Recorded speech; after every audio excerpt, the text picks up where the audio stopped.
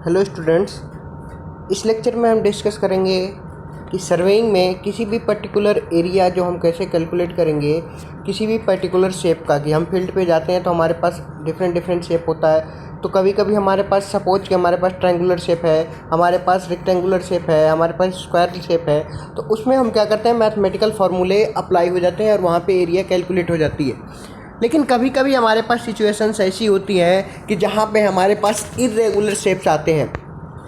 Irregular shape आएंगे तो उस केस में हम उस इरेगुलर शेप का एरिया कैसे, सपोज कि हमारे पास ऐसे कोई शेप का है। अब इसमें ना तो हमारे पास कोई फिक्स, हमारे पास कोई शेप नहीं है कि ना ट्रायंगल है ना रेक्टेंगल है। तो इस एरिया का हम कैसे कैलकुलेट करेंगे, इस पर्टिकुलर शेप का एरिया। उसके लिए हमारे पास इस लेक्चर में देखेंगे क्या कौन से मेथड होते हैं। तो इस लेक्चर जो हमारे पास मेन ऑब्जेक्टिव क्या है कि compute the area and volume. तो मोस्टली जो हमारे सिलेबस के अकॉर्डिंग क्या होता है, एरिया ही कैलकुलेट करना है। सेम फार्मूले क्या होते हैं, वॉल्यूम के लिए यूज हो जाते हैं। अब जो हमारे पास एरिया कैलकुलेट करने के मेथड होते हैं वो हमारे पास 4 डिफरेंट मेथड है। पहला नाम है मिड ऑर्डिनेट मेथड, दूसरा है एवरेज ऑर्डिनेट मेथड, तीसरा है ट्रेपीजॉइडल मेथड और फोर्थ है सिम्पसन रूल। तो ये हमारे पास 4 मेथड हैं जिसका हम यूज कहाँ करेंगे, एरिया मेजरमेंट करने में। अब देखते हैं इन चारों में क्या क्या है। जो पहला मेथड है वो हमारे पास नाम है उसका मिड ऑर्डिनेट रूल या मिड ऑर्डिनेट मेथड। अब मिड ऑर्डिनेट का मतलब क्या होता है कि जैसे हम जाते हैं तो क्या करते हैं, एक हमारे पास जो मेन लाइन होती है, जो सबसे बड़ी लाइन होगी, उसी को हम क्या बोलते हैं, या तो बेस लाइन बोलते हैं या फिर इसी लाइन को हम क्या बोलते हैं, सर्वे लाइन बोलते हैं। अब ये जो हमारे पास बेस लाइन या सर्वे लाइन है, इसी के बेसिस पे क्या होगा, ये तो हमारे पास बेसिस हो गए, इसी के बेसिस पे हम क्या करेंगे, उस सर्वे लाइन की मेन लाइन है,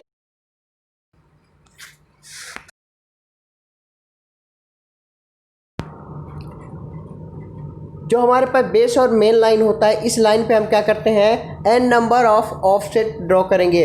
और ये ऑफसेट कैसे होते हैं, ये हमेशा परपेंडिकुलर ऑफसेट होते हैं। अगर हमारे पास परपेंडिकुलर ऑफसेट होगा तो सारी की सारी चीज़ें क्या हो जाएंगी, कैलकुलेट हो जाएंगी उसके बेसिस पे। अब हमने क्या किया, परपेंडिकुलर ऑफसेट को ड्रॉ कर दिया। यहाँ पे दिख रहा है कि हमारे पास एक तो ये बेस लाइन है, इस पर हमारे पास 1 2 3 4 5 हमने क्या किया, परपेंडिकुलर ऑफसेट ड्रॉ कर दिया।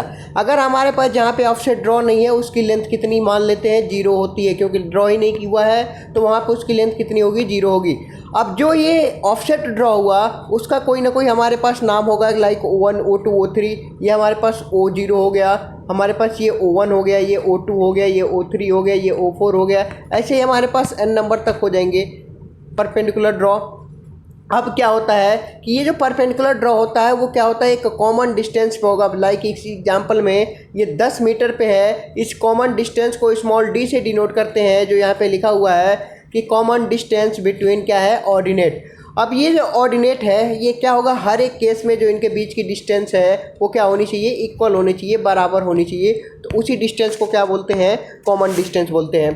अब जो हमारे पास नाम, इसके जैसे सपोज इसमें क्या नाम था, मिड ऑर्डिनेट। तो हमारे पास ऑर्डिनेट तो ड्रॉ हो गए, जो हमने ये परपेंडिकुलर ड्रॉ किया, ऑफसेट ड्रॉ किया, वो ऑर्डिनेट कहलाएंगे।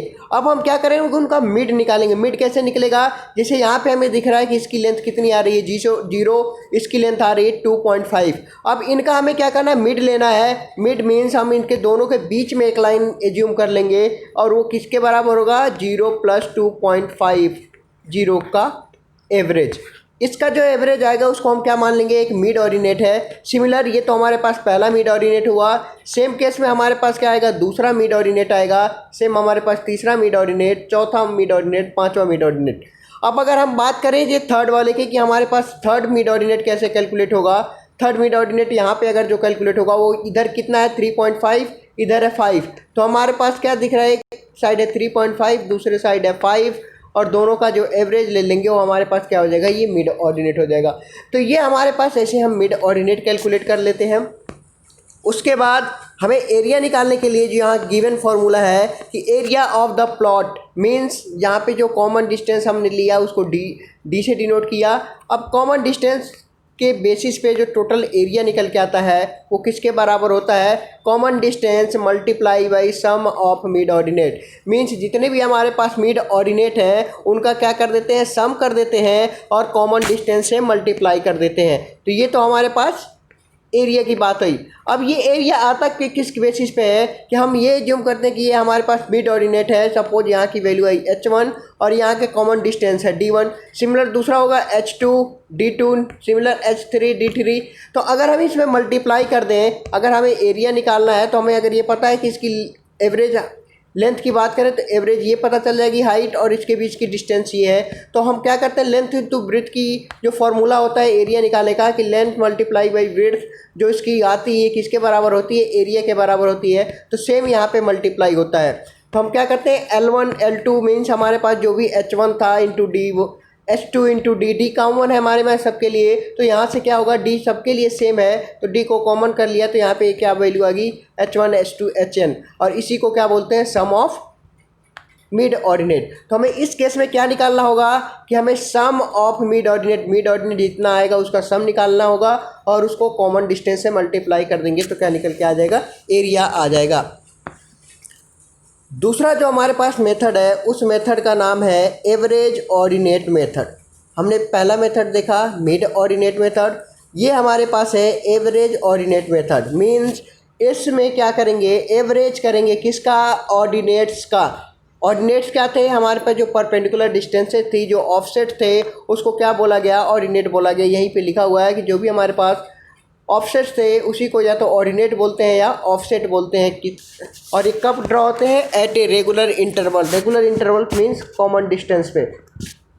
अब जैसे इसमें नाम पता था कि क्या था हमारे पास अब हमें एवरेज निकालना है। एवरेज कैसे निकलता है, sum of the ordinate divide by number of ordinate. Sum की वैल्यू यही होती है कि जैसे 5 संख्याओं का ऐड है तो हम क्या करेंगे कि सम कर लेंगे, पूरी 5 संख्याओं का डिवाइड बाई 5 कर देते हैं तो ये क्या आ जाता है, उनका एवरेज आ जाता है। तो एवरेज ऑर्डिनेट मेथड में हमारे पास जितने नंबर्स ऑफ ऑर्डिनेट होंगे उनका क्या करेंगे, सम कर लेंगे और जितने नंबर होंगे उनसे डिवाइड कर लेंगे।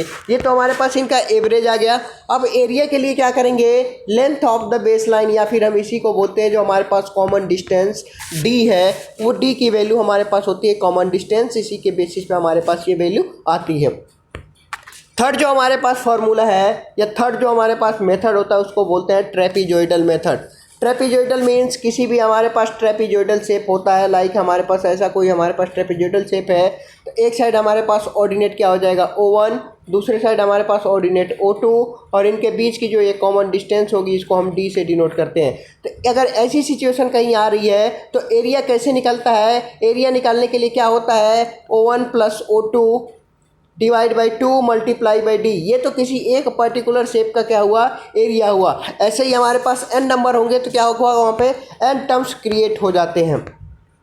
लाइक अगर पहले एरिया की बात करें तो O1 plus O2 by 2 multiply by D, दूसरे में O2 O3 multiply by D, तीसरे में O3 O4, ऐसे चीज़ें क्या होती हैं आगे तक चलती रहती हैं। तो जो फाइनल टोटल निकल के आता है वो क्या आएगा कि सब में हमें दिख रहा है कि क्या दिख रहा है, यहाँ पे O1 O2 O3 ये सारे कॉमन है, लेकिन नीचे हमारे पास बाई 2 और मल्टीप्लाई टर्म्स में D दिख रहा है सब में। तो सब में से क्या किया, D कॉमन कर लिया और बाई 2 D बाई 2 हम में से कॉमन कर लिया। तो यहाँ पे दिख रहा है क्या कि O1 वाला जो टर्म्स है वो सिर्फ एक बार आया है और जो ON वाला टर्म्स है वो क्या है, वो भी एक बार आया है। बाकी जो रेस्ट टर्म्स है लाइक पहले में दिख रहा है O1 O2, दूसरे में O2 O3, तीसरे में O3 O4, ऐसे टर्म्स हमारे पास आते रह रहे हैं। तो O2 भी 2 बार आ गया, O3 भी 2 बार आ गया, O4 भी क्या हो गया, 2 टर्म्स में आ गए। तो यही सारी चीज़ें कैलकुलेट होती हैं। इस टर्म्स के बाद हमें यहाँ से ये सारे के सारे फार्मूले ड्रॉ निकल के आते हैं। फिर हम आगे जब इसको सॉल्व करते हैं तो क्या दिख रहा है हमारे पास कि कॉमन डिस्टेंस इसको हम d बोल रहे हैं बाई 2, d बाई 2 तो यहाँ कॉमन हो गया जिसको 2 यहाँ लिखा हुआ है। तो यहाँ से हमारे पास आ गया d बाई 2। अब हमारे पास क्या बच रहा है, first ordinate last ordinate plus 2 into sum of other ordinate, क्योंकि अदर ऑर्डिनेट हमें दिखा था जैसे O1 हमारे पास एक बार दिखा, O2 हमारे पास 2 बार दिखा, O3 2 बार और आखिरी वाला जो ON टर्म्स था वो भी सिर्फ सिंगल बार आया। तो इसलिए इसमें जो सिचुएशन निकल के आती है कि तो क्या आती है कि 2 into sum of other ordinate. हमें जो न्यूमेरिकल मिलेंगे वो डायरेक्टली न्यूमेरिकल बेस होते हैं, जो इस पे रिलेटेड क्वेश्चंस आते हैं तो हमें डायरेक्ट क्या करना है, न्यूमेरिकल्स देखने हैं। तो क्या हो गया, O1 प्लस O2 हो गया, इसके बेसिस पे हमारे पास क्या हो गया, common distance d by 2 first ordinate plus last ordinate और 2 into sum of other ordinate. अब इसके बेसिस पे कुछ यहाँ पे लिमिटेशंस होती हैं कि there is no limitation to this rule be applied any number of ordinate. Means हमारे पास अगर ऑर्डिनेट की वैल्यू कितनी भी हो तो हम उस केस में क्या अप्लाई कर देते हैं, ये रूल अप्लाई हो जाता है। लास्ट हमारे पास है, जो लास्ट मेथड है वो हमारे पास सिम्पसन रूल। सिम्पसन रूल में क्या कहता है कि ये जो हमारे पास रूल आया था इसमें क्या था कि the boundaries between end of the coordinate are assume as a arc of parabola. हमें ये मानकर चलना पड़ता है कि ये जो सारा का सारा जो बाउंड्री है वो एज ए पैराबोला है।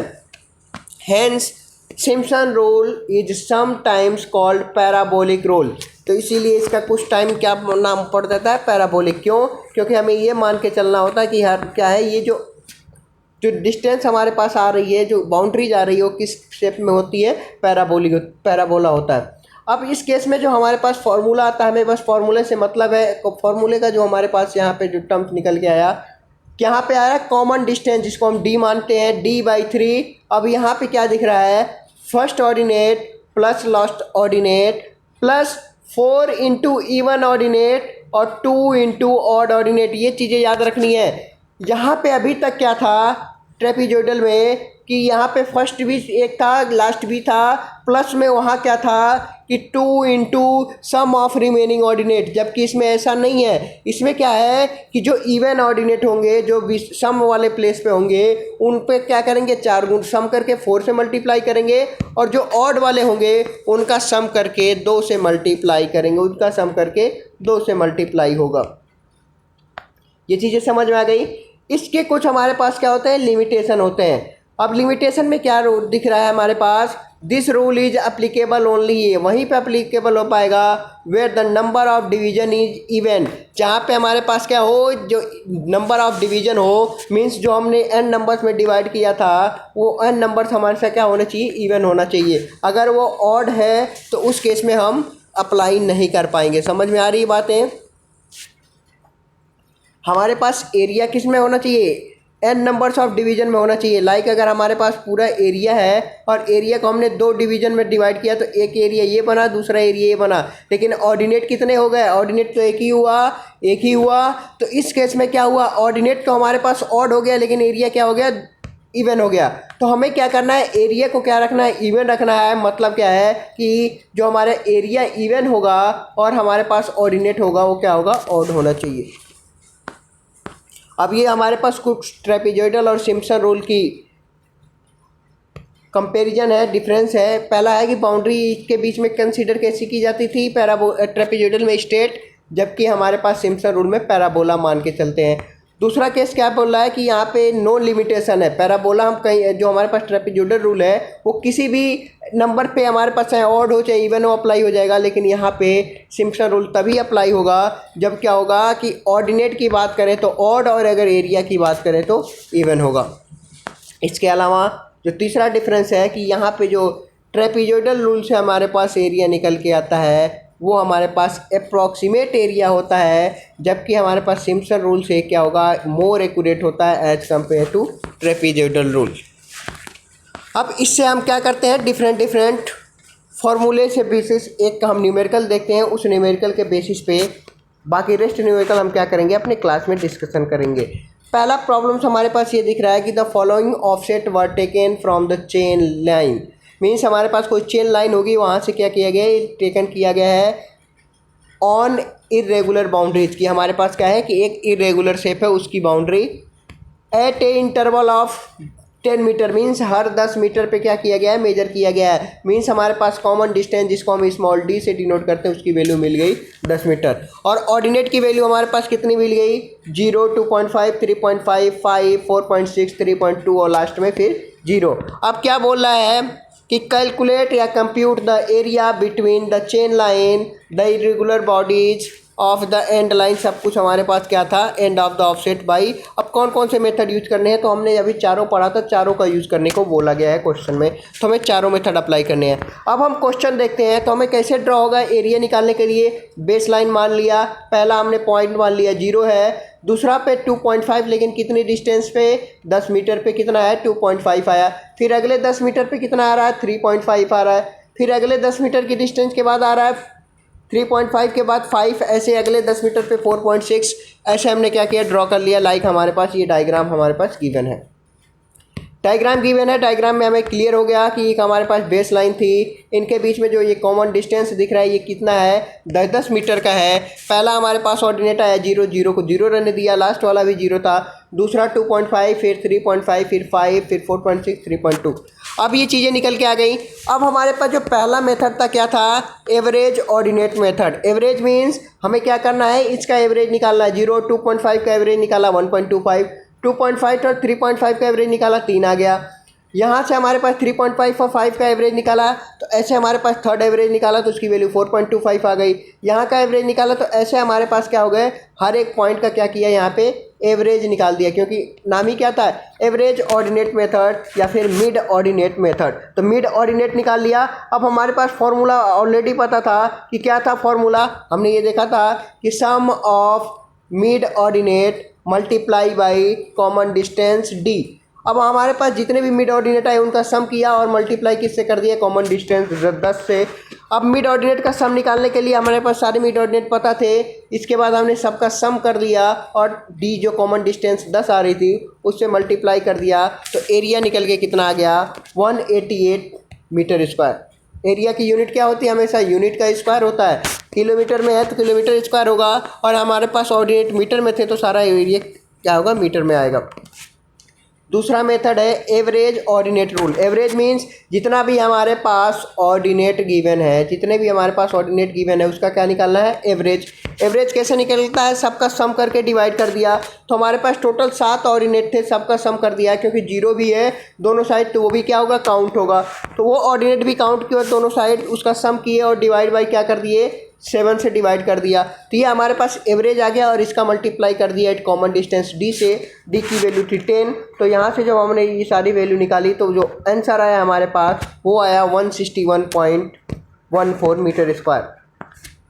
थर्ड है हमारे पास ट्रेपेजॉइडल रूल। ट्रेपेजॉइडल रूल में क्या था, अब यहाँ पे देखने वाली बात, ट्रेपेजॉइडल रूल में क्या फॉर्मूला था d/2। d/2 मीन्स 10/2, यहाँ पे क्लियर हो गया d/2। अब इसके अलावा हमारे पास क्या रूल था कि d/2 तो हो गया, अब क्या था कि first ordinate plus last ordinate plus 2 into sum of remaining ordinate. First भी कितना है 0, लास्ट भी कितना है 0, अब दोनों 0 है तो ये दोनों हट गए, अब बचा कितना 2 into sum of remaining ordinate. ये चीज़ें क्लियर हो गई, ये चीज़ें क्लियर हो गई होंगी। तो यहाँ पे d/2 10/2 0 0 2 into sum of remaining ordinate, यहाँ से भी एरिया कितना आया 188 मीटर स्क्वायर आ गया। लास्ट हमारे पास है, जो हमारे पास लास्ट रूल है उसको बोलते हैं क्या सिम्पसन रूल। और सिम्पसन रूल से हम कैसे कैलकुलेट करेंगे ये चीज़ें देखते हैं। फॉर्मूला अगेन हम देखते हैं क्या है d/3, अगेन क्या है first ordinate last ordinate 4 into even plus two into odd. यहाँ तक ये फार्मूला क्लियर था। d मीन्स 10/3, फर्स्ट भी 0 है लास्ट भी क्या है 0 है। अब यहाँ पे सिम्पसन रूल को हम दोबारा देख लेते हैं क्या है। फॉर्मूला हमने लिख दिया दोबारा d/3। फॉर्मूला क्या था first ordinate plus last ordinate plus अब क्या था 4 इंटू इवन वाला और प्लस 2 इंटू ऑड वाला।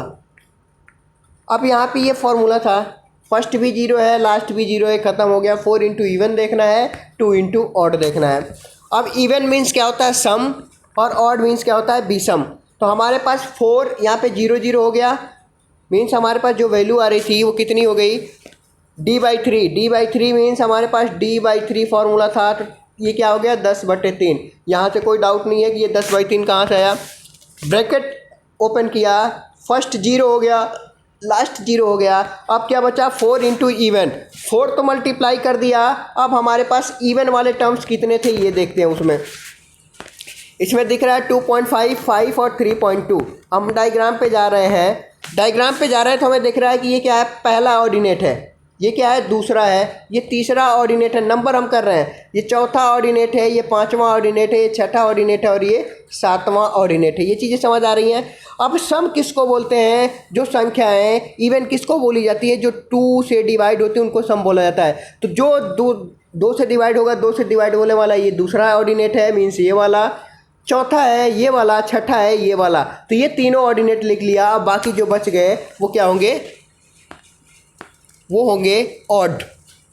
तो यहाँ से सेम फॉर्मूला हमने किया, 4 वाला जो टर्म्स था इवन ले लिया और 2 वाला टर्म्स में क्या हो गया, ऑड हो गया। ऑड वाले में पहला और आखिरी भी आएगा, फर्स्ट और लास्ट भी आएगा, तो उसके बेसिस पे क्या होगी, वैल्यू 0 हो गई। तो यहाँ से वैल्यू हमने पुट की तो ओवरऑल जो एरिया निकल के आया वो आया 196.66 मीटर स्क्वायर। अब हम चारों एरिया का कंपैरिजन करें तो एक बार दिख रहा है कि हमारे पास 188 हमारे पास आया किससे, मिड ऑर्डिनेट से। उसके बाद हमारे पास वैल्यू आया 161 एवरेज ऑर्डिनेट से, और तीसरा ट्रेपेजोइडल से 188 और लास्ट वाला 196। मीन्स सबसे जो एक्यूरेट एरिया आया वो किसका आया, सिम्पसन रूल का आया। इसीलिए सिम्पसन रूल को क्या किया जाता है, मोर एक्यूरेट मेथड बोला जाता है। इसके अलावा इस PDF में और 2 न्यूमेरिकल्स हैं जिसको हम क्लास में डिस्कस करेंगे।